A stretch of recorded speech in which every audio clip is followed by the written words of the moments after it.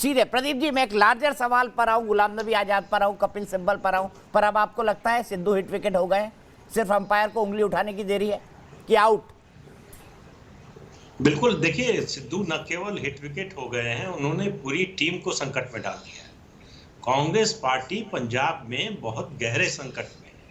इसको पार्टी सार्वजनिक रूप से भले ही स्वीकार न करे, लेकिन जो पार्टी 6 महीने पहले तक लग रहा था कि उसका लौट कर आना सत्ता में पक्का है, आज वो स्थिति ये हो गई है कि उसकी कितनी सीटें आएंगी ये भी कहना मुश्किल है। वो किस नंबर पर होगी ये बताना मुश्किल है। और ये सब किसी विपक्षी दल की कारगुजारी से या विपक्षी दल की ताकत के कारण नहीं हुआ है। ये सब कांग्रेस के अंदरूनी झगड़ों के कारण हुआ है। जब सिद्धू को लगाया गया था कैप्टन अमरिंदर सिंह के खिलाफ, तभी कांग्रेस पार्टी को ये समझना चाहिए था कि ये रास्ता जो है वो सिर्फ बर्बादी की ओर जाता है।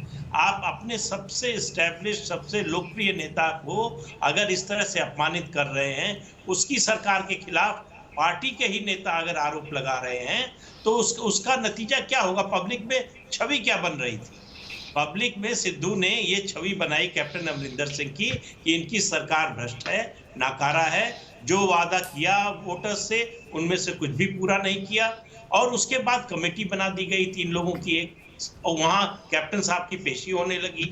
उसके बाद उन्होंने इस्तीफे की पेशकश की, उनसे कहा गया नहीं बने रहिए। फिर उनको जो है हटाने का जब इंतजाम शुरू हुआ तो उन्होंने इस्तीफा दे दिया।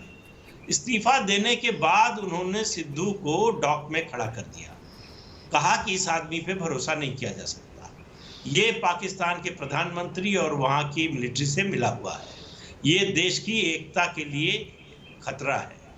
और तीसरी बात उन्होंने कही कि मैं सिद्धू के खिलाफ उम्मीदवार खड़ा करूंगा और इसको हराऊंगा। अब पार्टी में रहते हुए, अभी पार्टी छोड़ी नहीं है उन्होंने, ये सब बातें अगर वो कह रहे हैं तो जाहिर है कि उनके मन में जो अपमान का घाव है, वो दर्द है, वो बहुत गहरा है। और आज जो मुलाकात हो रही है उनकी गृह मंत्री अमित शाह से, और सुन रहे हैं शायद रात में प्रधानमंत्री से भी मुलाकात हो जाए, ये कांग्रेस के लिए बड़ा घातक साबित होगा।